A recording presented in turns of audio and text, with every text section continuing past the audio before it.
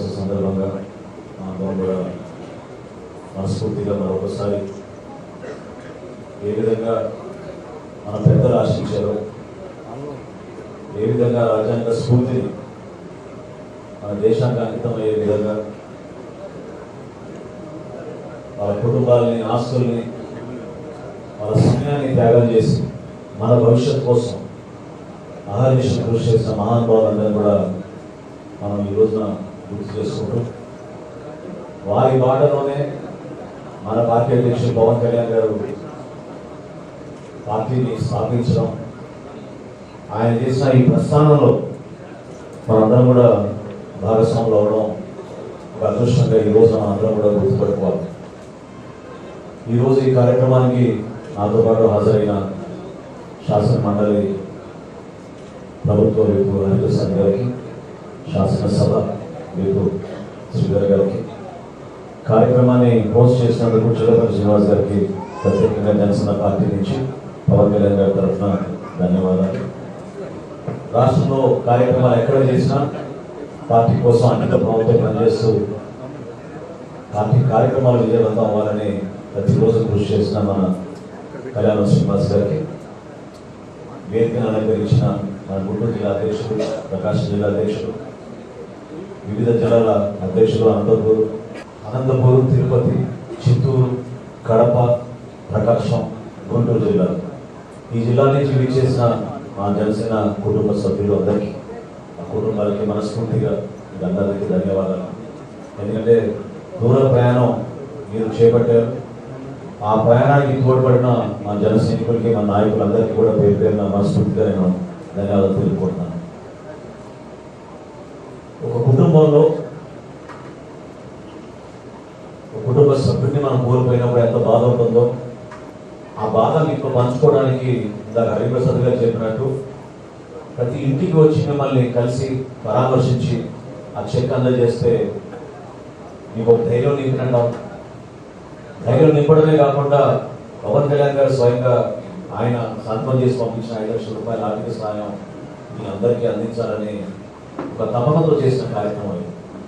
ఆ గుర్తింపు ద్వారా స్థానికంగా మీకు ఎప్పుడైనా ఏమైనా సమస్యలు ఉంటే మా జిల్లాలో ఉన్న నాయకులు, జన సైనికులు, వీర మహిళలు అందరూ కూడా కలిసికట్టుగా మీకోసం నిలబడేటట్టు, మీ బిడ్డల్ని జాగ్రత్తగా చూసుకునేటట్టు ఆ సందర్భంలో ఒక పిలుపు ప్రతి ఒక్కరు కూడా మీకు ఉన్నాం ధైర్యంగానే చెప్పడానికి కోసం చేసిన ప్రయత్నం చాలా వరకు చేశాం.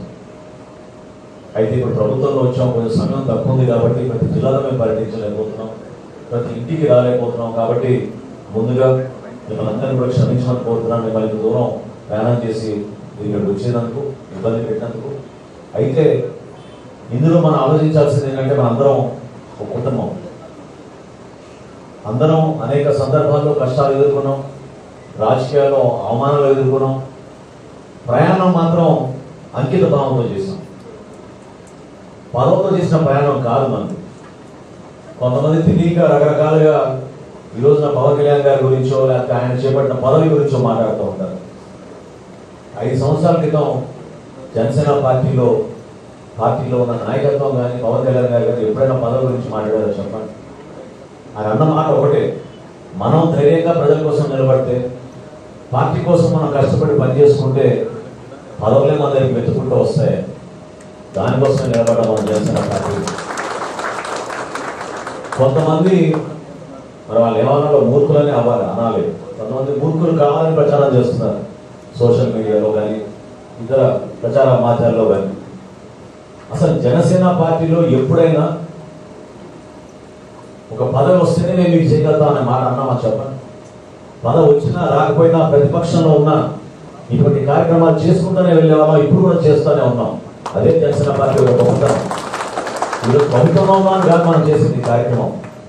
928 మందికి 24 కోట్ల రూపాయలు మనం పవన్ కళ్యాణ్ గారి చేతుల మీద ఈ బీమా పథకం ద్వారా మనం అందించారు రాష్ట్ర వ్యాప్తంగా. ఎవరు చేయగలిగారు చెప్పండి? ఇప్పుడు సడన్ గా చాలా మందిలో మార్పు వచ్చింది, సంతోషం. ఇందాక హరిప్రసాద్ గారు చెప్పినట్టు ఒక కుటుంబానికి 5 లక్షలు, ఇంకో కుటుంబానికి 1 లక్ష, మరో కుటుంబానికి 50,000, లేదా స్థానికంగా ఉన్న నాయకత్వం బలంగా ఉంటే వాళ్ళందరూ కలిసి పోగు చేసి ఆ కుటుంబాన్ని ఆదుకునే విధంగా డబ్బులు ఇచ్చుకుంటూ వచ్చేవాళ్ళు. ఇతర దేశాల నుంచి మన జన సైనికులు స్పందించి వాళ్ళ గ్రామంలోనూ మన జిల్లాలో ఉన్న ఆపద జరిగితే వాళ్ళు నిలబడేవాళ్ళు మన జన సైనికుల కోసం. పవన్ కళ్యాణ్ గారు స్వయంగా ఎన్ని సందర్భాల్లో డబ్బులు ఇచ్చారో ఎంతమంది గుర్తుందో చెప్పండి. ఎన్ని కోట్ల రూపాయలు ఆయన తన సొంత నిధుల నుంచి మన ప్రజలు ఆపదలో ఉన్నప్పుడు కాపాలనే ఆలోచనతో ఆయన ఇచ్చిన సందర్భాలు మీరు మర్చిపోతే ఎట్లా ఒకసారి గుర్తు చేసుకోవాలి. దానికోసం చేశాం ఈ ప్రయాణం. నిజాయితీగా నిబంధనతోటి రాజకీయాల్లో ఒక మార్పు రావాలి, పదవుల కోసం కాదు, విలువలతో కూడిన రాజకీయాలు చేయాలనే ఆలోచనతో మనం జనసేన పార్టీలో కష్టపడి పనిచేసాం. అదే మన గొప్పతనం. గొప్పతనం ఎందుకంటున్నారంటే ఈ రోజు చేసి ఎవరైతే విమర్శలు చేస్తున్నారో, ఈ రోజు ఎవరైతే చిచ్చులు పెట్టాలని ప్రయత్నం చేస్తున్నారో మీరందరూ కూడా గుర్తుపెట్టుకోవాలి. పవన్ కళ్యాణ్ గారు ఏ రోజు కూడా ఒక పదవి కోసం ఆయన ఆశించలేదు. నిజాయితీగా నిర్భయంగా సమస్యలపైన ప్రజల పక్షాన రాష్ట్ర అభివృద్ధి కోసం ఆయన నిలబడ్డారు. 2014లో విభజన జరిగినప్పుడు, రాష్ట్రం విడిపోయినప్పుడు మన ప్రజలు ఏమైపోతారనే బాధతోటి ఆవేదనతోటి ఆ రోజు జనసేన పార్టీని స్థాపించారు ఆయన. ఆ రోజు నుంచి కూడా ప్రతిరోజు సమస్య లేదు మన రాష్ట్రంలో. ఈరోజు మనందరం కూడా గుర్తు పెట్టుకోవాల్సింది మన జాతి నిర్మాణం, మన దేశ నిర్మాణం ఎంత కష్టమైన పరిస్థితులు జరిగిందో ఒకసారి తెలుసుకోవాలి. ఆ రోజు స్వాతంత్రం వచ్చిన తర్వాత మనకు ఒక రాజ్యాంగం లేదు.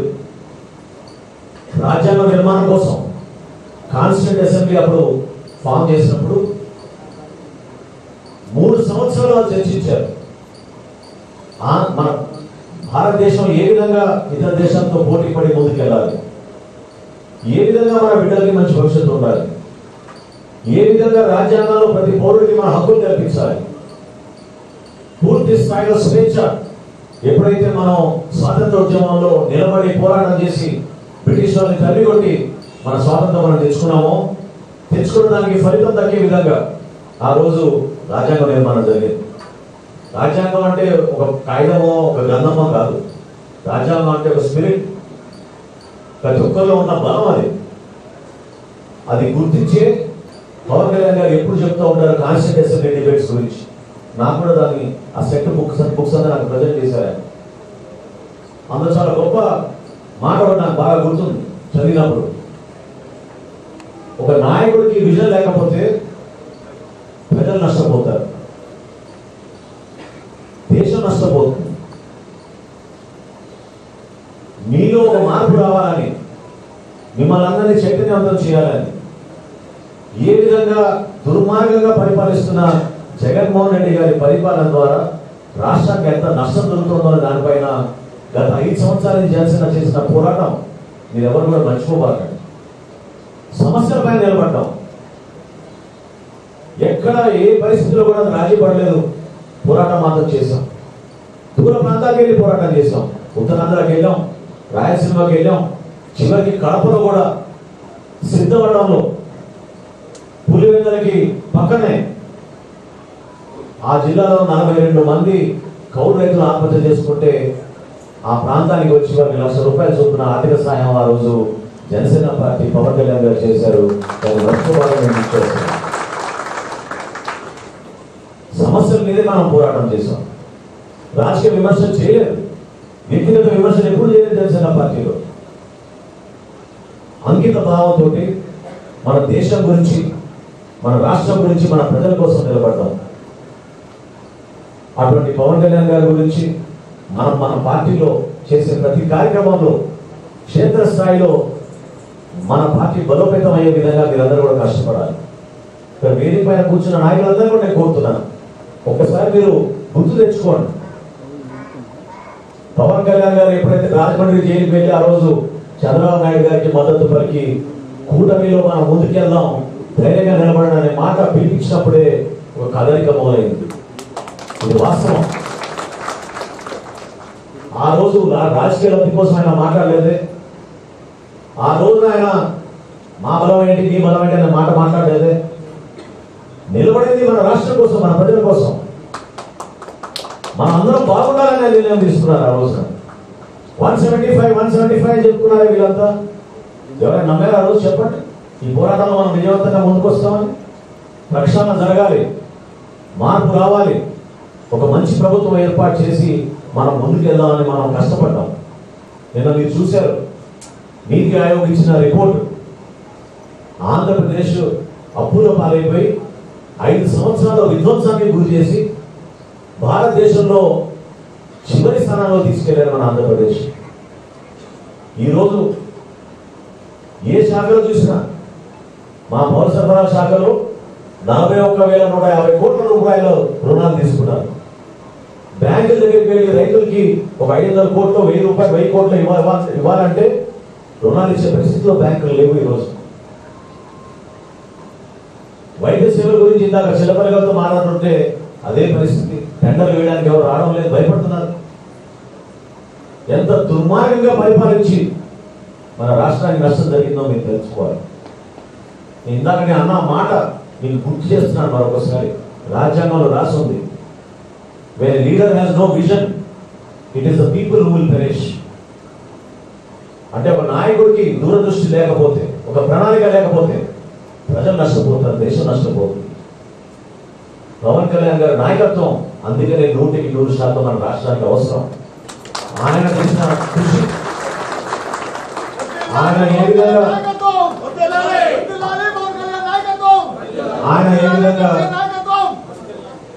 ఏ విధంగా ఒక ప్రణాళికబద్ధంగా అనేక వర్గాలని మనం బలపరుచుకుంటూ, ఏ ప్రాంతంలో ఏ సమస్యలు ఉన్నాయో ఆ ప్రాంతాన్ని గుర్తు చేసుకుంటూ ఒక మంచి ఆలోచనతో ముందుకు వెళ్ళాలని నిర్మాణం చేసుకుంటూ వచ్చాం.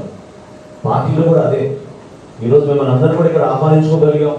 ఈ కష్టకాలంలో 5 లక్షల రూపాయల ఆర్థిక సహాయం జనసేన పార్టీ నుంచి పవన్ కళ్యాణ్ గారు మీకు అందించడానికి ఇచ్చిన చెక్కులు మీకు అందిస్తున్నాం అంటే అది కేవలం ఆర్థిక సహాయమే కాదు, మీకు మేమందరం ఉన్నామని ఒక బలమైన సంకేతం ఇవ్వడానికి కోసం చేస్తున్న ప్రయత్నం. మీ కష్టకాలంలో మేము ఉన్నాం. మీ బిడ్డల చదువు విషయంలో కానివ్వండి, మీకు స్థానికంగా ఏమైనా సమస్యలు ఉంటే కానివ్వండి, తప్పకుండా మా దృష్టికి తీసుకురండి, నిలబడతాం మీకోసం. అటువంటి కార్యక్రమాలు ఎప్పుడు కూడా మా జన సైనికులు కానీ వీర మహిళలు కానీ ఎప్పుడు వెంటనే వేయలేదు. అనేక మంది ఎవరికైతే చెక్కులు ఇస్తామో నేను గమనిస్తూ ఉంటాను, చాలా పేదవాళ్ళు, మధ్య తరగతి కన్నా చిన్న కుటుంబాలు, వాళ్ళు కష్టపడి సంపాదించి 500 రూపాయల్లో 500 రూపాయలు పార్టీకి పవన్ కళ్యాణ్ గారిని చూసి నమ్మి సభ్యత్వం తీసుకున్నారంటే ఎంత పాపం వాళ్ళు గర్వపడి ఆ రోజున నిలబడ్డారో పార్టీ కోసం ఆలోచించుకోవాలి. భవిష్యత్తు ఏమీ లేదనే ఆలోచన ఉన్న వ్యక్తులు కూడా నమ్మకం మాత్రం ఒకటే, పవన్ కళ్యాణ్ గారి నాయకత్వం రావాలి, జనసేన పార్టీ ఒక రోజు ప్రభుత్వంలో రావాలనే ఒక ఆకాంక్షతో వాళ్ళు నిలబడ్డారు. ఆ స్పిరిట్ ని మనం మర్చిపోకూడదు. దయచేసి మన జన సైనికులు అందరూ కూడా నేను చెప్తా ఉన్నాను, సోషల్ మీడియాలో చేస్తున్న దుర్మార్గ దుష్ప్రచారాలు, పదవుల కోసం అనవసరమైన టైం వేస్ట్ కార్యక్రమాలు, ఇవన్నీ వాటి దేనిలో కూడా మీరు పాల్గొనబాకండి. మీరు నిలబడాల్సింది మన పార్టీ సిద్ధాంతాల కోసం. దేనికోసం అయితే మనం నిలబడి ఇంత ప్రయాణం చేశామో ప్రజలకి మనం మెరుగైన పరిపాలన అందించే విధంగా మీరు నిలబడండి. ఇందాక నేను ఒక నాయకుడితో నాతో మాట్లాడుతున్నప్పుడు అదే చెప్పాను. మనం చేసే పొరపాటు ఈరోజు ఏంటంటే సింగిల్గా వెళ్తున్నారు నాయకులు. వెళ్ళబాకండి. 10 మంది జన సైనికులు 10 మంది నాయకులు కలిసి మీరు వెళ్ళండి. ప్రభుత్వంలో పెద్దలు ఎందుకు మరి పనులు చేయరో దాని గురించి మనం కూడా మాట్లాడుకోవచ్చు. నిలబడండి. నియోజకవర్గ స్థాయిలో మీరు ఎదుర్కొన్న సమస్యలు, మీరు ఎవరికైతే హామీలు ఇచ్చారో ఓట్ల సమయంలో, ఏ విధంగా కూటమి సభ్యులు మీరు గెలిపించారో, మీకు ఒక బాధ్యత ఉంది, మనకు ఒక బాధ్యత ఉంది. ఆ బాధ్యతను నెరవేర్చడానికి మీరందరూ కూడా 10 మంది పోయి సమగ్రంగా ఒక మంచి ఆలోచనతో ఈ విధంగా కుటుంబానికి మేలు చేయాలి, ఈ విధంగా కుటుంబానికి మనం మంచి పదవి ఇవ్వాలి, ఈ విధంగా మనం మన గ్రామాన్ని అభివృద్ధి చేసుకోవాలి అనే ఆలోచన మీ అందరిలో రావాలి. అంతేకాని చాటుగా ఎవరి కావాలో ఉత్తరాలు ఇచ్చేసో, లేకపోతే నాకు ఎమ్మెల్యే నాకు బాగా క్లోజ్, మాకు సొంత మనిషి అని అనుకోవడం, మీరు నియోజకవర్గానికి మాత్రం మీరు దయచేసి అటువంటి కార్యక్రమాలు చేయబాకండి. నియోజకవర్గంలో జనసేన పార్టీ బలపడాలి, జనసేన పార్టీ ఎదగాలి. అది మీ ద్వారానే అవ్వాలి. మీరు తీసుకోవాలి ఆ బాధ్యత.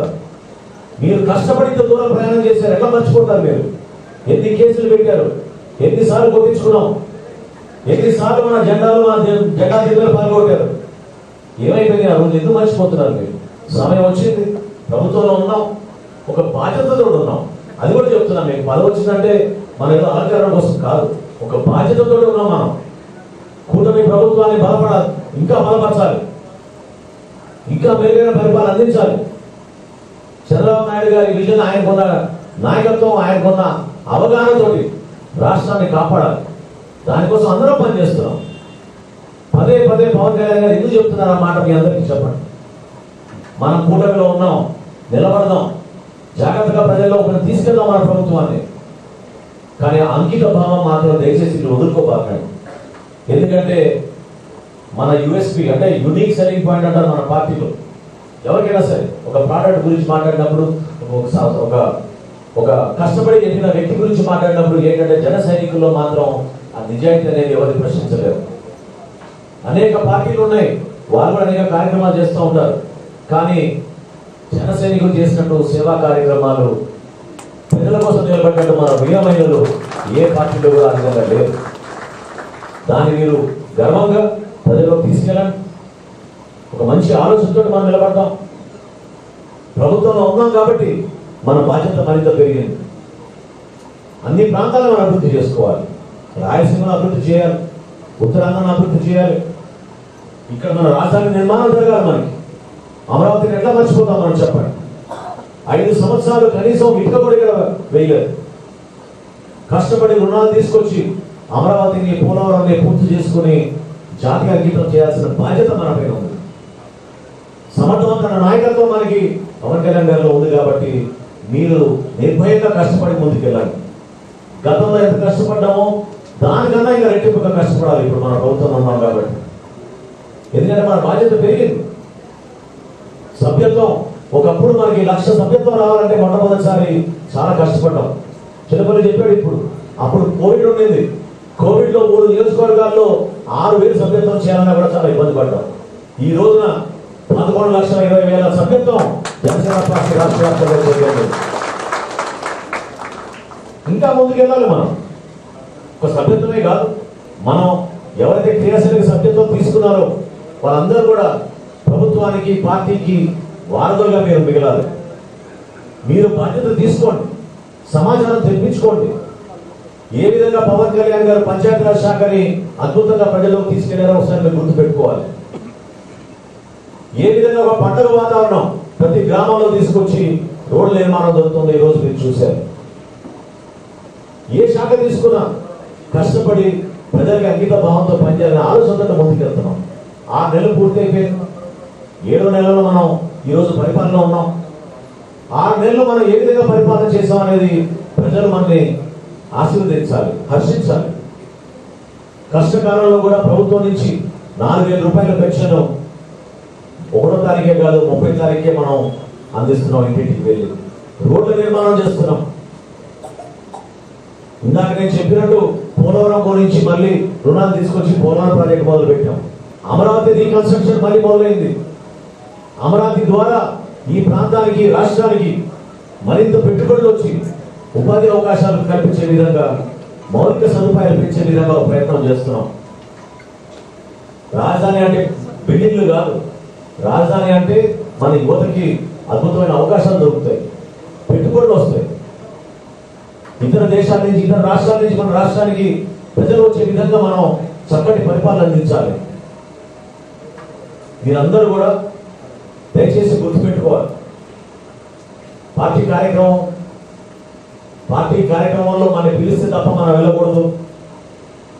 లేదా క్షేత్రస్థాయిలో పార్టీ బలోపేతం కోసం నాయకత్వం లేదు అనే ఆలోచన మీరందరూ కూడా మానుకోండి.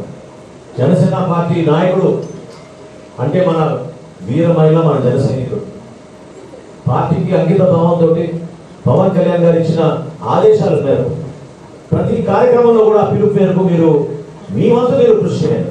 ప్రతి సందర్భంలో నేను చెప్తాను, పార్టీకి కష్టపడి నిలబడింది ఎవరంటే చివరిలో పాపం ప్రతిరోజు పనికి వెళ్ళే వ్యక్తులు సొంత డబ్బులతో 2 లీటర్ల పెట్రోల్ పోసుకుని ఎంత దూరమైనా సరే పవన్ కళ్యాణ్ గారి మీటింగ్ విజయవంతం చేయడానికి కష్టపడి ఉదయం బయలుదేరి వచ్చిన మన జన సైనికులు, వీర మహిళలు ఏ విధంగా పార్టీ చేసిన కార్యక్రమాలకి ప్రజలు నిలబడ్డారో మీరు గుర్తు తెచ్చుకోండి.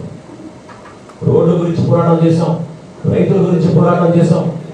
ఈరోజు గర్వంగా చెప్తున్నాను నేను మీకు, మన ప్రభుత్వం వచ్చిన తర్వాత ధాన్యం కొనుగోలు విషయంలో గతంలో ఏ ప్రభుత్వం చేయని విధంగా 24 గంటల లోపే ధాన్యం కొనుగోలు చేసిన డబ్బులు వాళ్ళ ఖాతాలో మనం జమ చేసాం.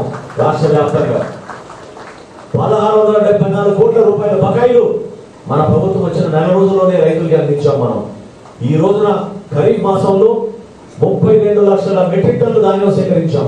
5 లక్షల మంది రైతులకి 6700 కోట్ల రూపాయలు మనం ఇంత కష్టకాలంలో కూడా ఆర్థిక ఇబ్బందులు పడుతున్నా కూడా 24 గంటల లోపే వాళ్ళ ఖాతాలో జమ చేసాం. ఆ విధంగా సమర్థవంతంగా మనం పనిచేస్తున్నాం, నిజాయితీగా పనిచేస్తున్నాం. ప్రజల కోసం, మన పార్టీ కోసం, మన పార్టీ అధ్యక్షుడు పవన్ కళ్యాణ్ గారు ఆయన ఏ విధంగా ఆశించారో ఆ ఆశయ సాధన కోసమే మనందరం నిలబడ్డాం. ఈ రోజు ఈ కుటుంబాలందరికీ నేను మీకు హామీ ఇస్తున్నాను. పవన్ కళ్యాణ్ గారి తరఫున, జనసేన పార్టీ తరఫున మీ అందరూ కూడా మీకు అండగా నిలబడతాం. మీరు ఏ విధంగా కోల్పోయారో మేము కూడా ఆ విధంగా కోల్పోయాం మా జన సైనికుడిని. ఎందుకంటే జెండా పట్టుకుని ఒక 2 వీలర్ మీద నిజాయితీగా నిలబడిన వ్యక్తులు పాపం మన రోడ్ యాక్సిడెంట్ లోనే అటువంటి వ్యక్తులకే ఇబ్బందులు అవుతూ ఉంటాయి. చాలా బాధాకరమైన విషయం. మనస్ఫూర్తిగా మిమ్మల్ని అందరూ కూడా మరొకసారి మీ ఇంటికి వచ్చి అందించాల్సిన చెక్కుని ఈ విధంగా సమయభావాన్ని దృష్టిలో పెట్టుకుని ఒక సమావేశంలో ఏర్పాటు చేస్తున్నందుకు క్షమించమని మరొకసారి నేను కోరుకుంటూ, భవిష్యత్తులో ఎప్పుడైనా సరే మీకు ఎటువంటి ఇబ్బంది ఉన్నా, మీకు స్థానికంగా మన జనసేన పార్టీ నాయకత్వంతో మీకు ఎటువంటి పనులున్నా కూడా మీరు నిర్భయంగా వాళ్ళ దృష్టికి తీసుకెళ్ళండి. పార్టీ నిలబడుతుంది. ప్రతి ఒక్కరూ కూడా ఒక బాధ్యతగా మేము తీసుకుంటాం. మీరు ఎదుర్కొన్న ఇబ్బందిని తగ్గించడానికి కోసమే మేము ఉన్నాం. దానికోసమే పవన్ కళ్యాణ్ గారు మమ్మల్ని అందరూ కూడా ఇక్కడ పంపించారు.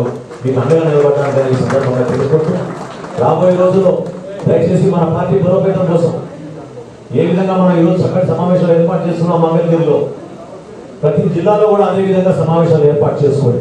ప్రతి జనసేన పార్టీ నాయకుడు, అది జిల్లా స్థాయి కానివ్వండి, నియోజకవర్గ స్థాయి కానివ్వండి, మండల స్థాయి కానివ్వండి, గ్రామ స్థాయి కానివ్వండి, మీ వంతు మీరు పార్టీని మరొకసారి బలోపేతం చేసేటట్టు దయచేసి క్షేత్రస్థాయిలో నిలబడమని మనస్ఫూర్తిగా మిమ్మల్ని అందరూ కూడా కొనియాడుతూ, ఈ సమావేశానికి ఇచ్చేసిన మన నాయకులందరికీ ప్రత్యేకంగా మనస్ఫూర్తిగా ధన్యవాదాలు తెలుపుకుంటున్నాను. ఎందుకంటే ఈరోజు హాలిడే రోజు కూడా రిపబ్లిక్ డే ప్రత్యేకంగా. సో మీ గ్రామాల్లో, మీ ప్రాంతాల్లో మీకు జెండా పండుగ ఉన్నా కూడా మీరందరూ ఇంత ప్రయాణం చేసి వచ్చినందుకు మనస్ఫూర్తిగా మీకు ధన్యవాదాలు తెలుపుకుంటూ, చక్కటి అవకాశం కల్పించినందుకు మరొకసారి శ్రీనివాస్ గారికి అభినందనలు తెలుపుకుంటూ సెలవు తీసుకుంటున్నాను. జై జనసేన, జై